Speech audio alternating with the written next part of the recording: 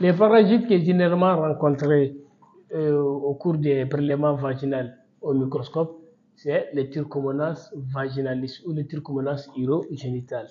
Bonjour et bienvenue dans cette vidéo où on va vous montrer comment se présente le Trichomonas. Le Trichomonas, comment est sa mobilité, comment se disposent ses flagelles, que ce soit à l'état frais entre lame et lamelle, que ce soit à l'état coloré, que ce soit avec la méthode de Gram ou la méthode des IMSA. Il faudra savoir que le Trichomonas est un protozoaire flagellé très mobile. On dit il est mobile par les mouvements qu'on appelle mouvements de saccade, n'est-ce pas? Il a 4 flagelles antérieurs et il a un flagelle ambulante, d'accord? Ondulante plutôt. Maintenant, ce qu'il faut faire un très bon prélèvement, n'est-ce pas? Et respecter les conditions de prélèvement, pas d'antibiothérapie au préalable en dehors des cycles menstruels, pas de rapport sexuel à 72 heures avant les prélèvements parce que les spermatozoïdes peuvent vivre pendant 72 heures dans les vagins, n'est-ce pas? Et puis il faudra éviter les contre-indications des personnes qu'il ne faut pas prélever. Alors l'écouvillon que vous allez utiliser, c'est généralement 2 à 3 écouvillons. Si vous utilisez 3 écouvillons, l'écouvillon numéro 1, c'est là prélevé au niveau des petits et grands lèvres, n'est-ce pas, pour les lames à colorer. Et l'écouvillon numéro 2, vous allez prélever dans l'endocole. Ça, c'est pour la culture. L'écouvillon numéro 3, ça, c'est au cours quand on va demander de faire le dépistage du cancer du col de l'utérus qui est dû au papillomavirus. Alors, vous allez utiliser l'écouvillon numéro 1 comme ici. On va utiliser l'écouvillon numéro 1, n'est-ce pas? Faites beaucoup attention, n'est-ce pas? Il faut faire l'examen macroscopique de la leucorrhée. On dit que l'aspect normal de la leucorrhée est muqueuse, pas d'infection. Si c'est blanchâtre, n'est-ce pas, aspect de l'écaillé, c'est dit au livre de Candida albicans, ce qu'on appelle les candidoses vaginales, n'est-ce pas? Quand c'est jaunâtre ou purulente, infection bactérienne ou parasitaire. Quand c'est grisâtre, aspect d'odeur de poisson, c'est dit au Gardnerella vaginalis, n'est-ce pas? Maintenant, quand c'est jaunâtre, mouchante, abondante, ça c'est dit au Trichomonas vaginalis. Vous allez remuer et puis déposer avec l'écouvillon une bonne goutte que vous allez couvrir avec lame et puis faire la mise au point, n'est-ce pas? En posant la lamelle, faites beaucoup attention à ne pas avoir les billes, n'est-ce pas? Alors vous allez observer maintenant au microscope à l'objectif 10 puis 40 à 10, vous faites descendre les cônes des condenseurs, fermez les diaphragmes, n'est-ce pas? Si elle est à 40, là vous allez ouvrir un peu les diaphragmes, d'accord? Maintenant on va vous montrer avec ces microscopes là, avec la lumière blanche, avec la lumière jaune, avec la lumière rouge, comment se présente le Trichomonas, comment est sa mobilité. Même quand il n'est pas mobile, comment il se présente. Maintenant, passons dans les cadres des parasites qu'on peut voir, les Trichomonas urogenital dans les prélèvements vaginaux. Vous remarquez à l'objectif 10 ici comment ils sont nombreux, n'est-ce pas? On va essayer de les agrandir pour vous les montrer sur différentes lumières. Ici, vous voyez, le champ est rempli par les Trichomonas et puis des cellules épithéliales. N'est-ce pas? On a quelques cellules épithéliales quand c'est normal, mais quand vous les voyez très nombreux comme ça, ça veut dire que c'est pathologique. Alors, on va les agrandir, n'est-ce pas? Ici, voilà, regardez ici comment se présente le Trichomonas urogenital ou le Trichomonas vaginalis. Vous pouvez les voir dans les champs ici. On va les agrandir encore plus pour vous les montrer, n'est-ce pas? Généralement, regardez, vous pouvez les remarquer ici. C'est un parasite flagellé, n'est-ce pas? Il a 4 flagelles qui sont cités en avant de la cellule, n'est-ce pas?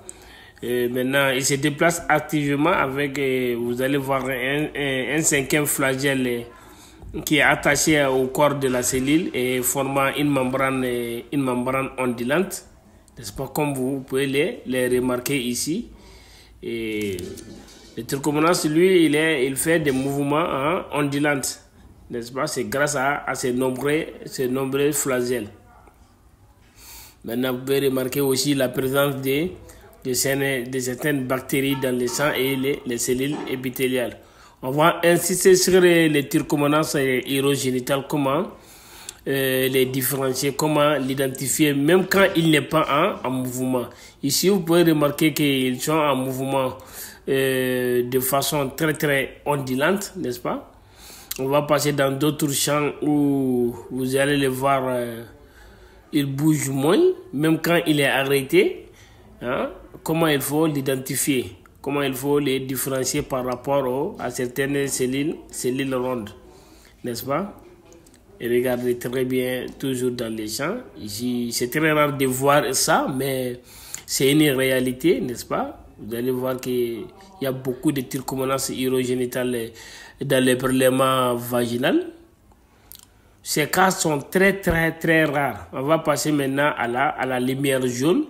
Voilà, regardez, il y a les cellules épithéliales. Maintenant, voici comment les trichomonas se présentent avec la lumière jaune.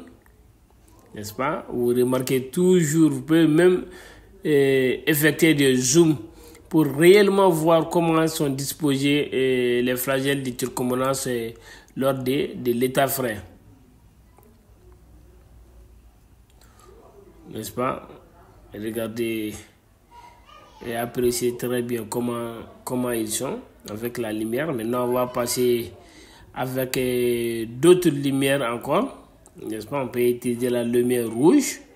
Et regardez, voilà comment ils peuvent se présenter avec cette lumière-là aussi. Vous remarquez toujours la présence des cellules épithéliales, n'est-ce pas?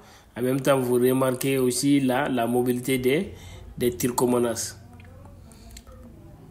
N'est-ce pas? Maintenant, on va aller dans des champs où avec la lumière blanche, dans des champs où vous allez remarquer réellement quand ils sont arrêtés, comment ils peuvent être.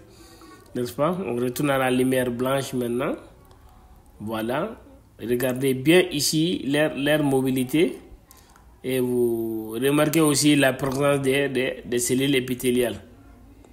Maintenant, on va partir maintenant dans certains champs où vous allez voir que le trichomonas il est moins mobile parce qu'il a tendance à mourir, n'est-ce pas? Lorsque vous laissez les prélèvements vaginaux prendre beaucoup de temps avant d'effectuer l'examen microscopique, souvent vous allez avoir le trichomonas souvent immobile, n'est-ce pas? Alors on continue toujours, vous voyez, avec la lumière un peu jaune maintenant. Regardez comment le trichomonas au centre, comment il bouge, vous voyez. N'est-ce pas? Nous allons toujours continuer à vous montrer le trichomonas urogénital. Et vous pouvez remarquer aussi la présence des cellules épithéliales ici avec leur noyau. N'est-ce pas? Alors on va continuer à passer dans d'autres champs encore. Pour vous les montrer. Vous voyez ici comment ces trois trichomonas sont, n'est-ce pas? Alors on va passer dans d'autres champs encore. Ici, vous voyez, il est là, très très mobile, n'est-ce pas? Regardez comment il bouge, n'est-ce pas? Avec un mouvement ondulant. Et dans ces champs-là aussi, c'est pareil, vous pouvez les remarquer, n'est-ce pas? Et souvent, il peut être très mobile. Il faudra suivre avec la vis XY leur mouvement au microscope. Voilà, remarquez ici, vous voyez, il est au centre ici. Vous le voyez que ça bouge sur place, n'est-ce pas? À un moment donné, lorsque vous laissez les prélèvements vaginaux trop durer avant de l'observer au microscope, vous pouvez les voir comme ça. Ici aussi, c'est pareil. Et regardez au centre, effectuez des zooms, vous allez remarquer qu'il y a des flagelles qui sont autour du parasite qui sont en train de bouger. Ici aussi, c'est pareil, n'est-ce pas? Et regardez toujours au centre. C'est le trichomonas qui est là. Lorsque vous allez effectuer les zooms, vous allez voir que ces flagelles sont en mouvement ondulant à côté du corps, n'est-ce pas? Alors, vous avez vu maintenant comment les trichomonas se présentent à l'état frais, entre lame et lamelle. Alors, on va passer maintenant vous montrer, après la coloration de Gram, comment il se présente. Après la coloration au Meguiworm des IMSA, comment il se présente. Alors, on va maintenant, après la coloration de Gram et Meguiworm des IMSA, vous allez observer avec l'objectif à immersion, n'est-ce pas? Vous faites monter les condenseurs et ouvrir les diaphragmes.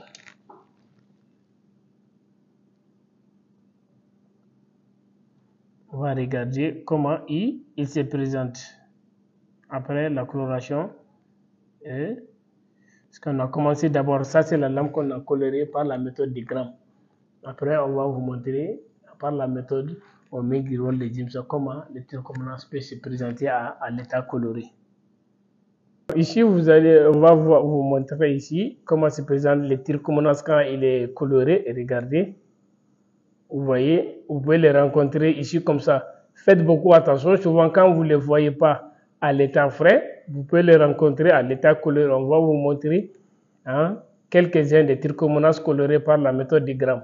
Voilà, regardez ici, vous voyez comment il est, n'est-ce pas, avec ces flagelles qu'on vous a montré. On vous a dit que souvent il possède, c'est pas souvent, même dans la partie antérieure, n'est-ce pas, qui possède 4 flagelles, vous pouvez les remarquer, et un flagelle ondulante, n'est-ce pas? On va passer vous les montrer encore dans d'autres champs. Vous voyez au centre ici, à côté de la cellule épithéliale, avec le flagelle bien visible, n'est-ce pas? Flagelle ondulante. Dans ce champ, regardez très bien ce qui est très clair. Vous pouvez même essayer de compter les flagelles ici, n'est-ce pas?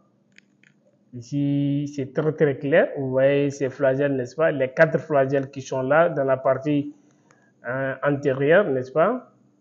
Et vous allez voir que l'autre flagelle qui est le flagelle ondulante, n'est-ce pas? Voilà, vous pouvez les rencontrer comme ça sur une lame colorée par la méthode de Gram. Il faudra les... Quand vous remarquez très bien à l'intérieur, vous allez voir qu'il y a le contenu qui est aussi coloré foncé, n'est-ce pas?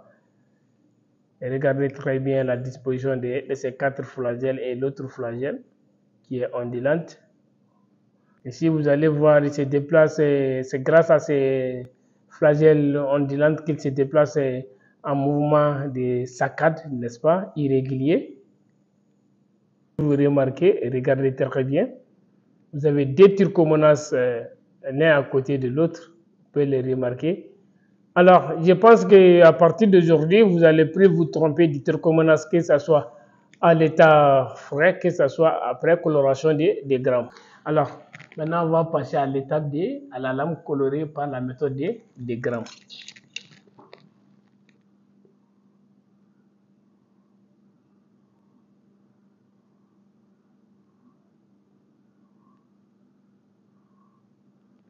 Voilà, nous allons regarder ici comment elle se présente.